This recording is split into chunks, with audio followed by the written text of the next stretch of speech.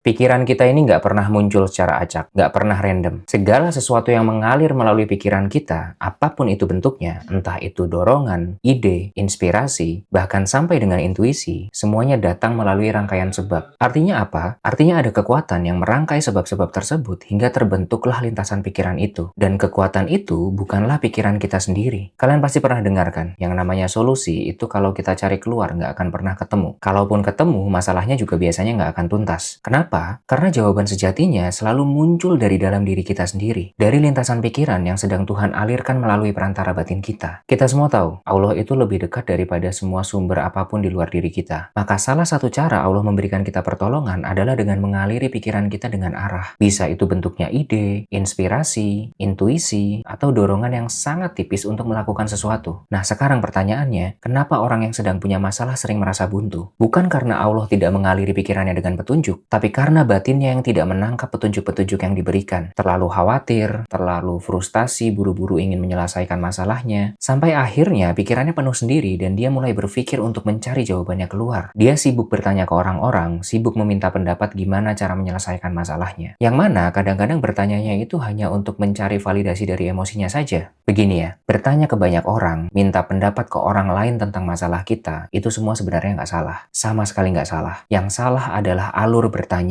Dan alur yang paling benar, yang paling bijak, itu bukan langsung mencari solusi keluar, tapi pulang dulu ke dalam, tanya dulu ke Tuhan, berdoa. Bukan berdoa dengan rasa putus asa dan meminta masalahnya untuk cepat selesai, tapi mohonkan petunjuk dan mohonkan kelapangan hati untuk dapat membaca semua petunjuk-petunjuknya. Karena yang kita butuhkan pertama kali itu bukanlah solusi, tapi kelapangan batin. Kalaupun setelah itu kita mendapatkan dorongan untuk bertanya ke orang lain, baru kerjakan. Karena dorongan itu bukan muncul dari rasa takut lagi, tapi dari arah yang sudah Allah berikan. Jadi ingat, yang salah itu bukan bertanya keluarnya, tapi terlalu terburu-buru untuk mencari jawabannya keluar tanpa terlebih dahulu kembali ke Allah, tanpa menenangkan batin, tanpa menenangkan pikiran. Maka sekarang, mulailah untuk memperbaiki alur ini. Bahkan dari hal-hal kecil yang kadang terlihat sepele, terlihat tidak penting, dan terlihat bahwa kita tidak membutuhkan Allah di sana. Karena ini adalah wujud nyata dari melibatkan Allah dalam setiap sendi-sendi kehidupan kita.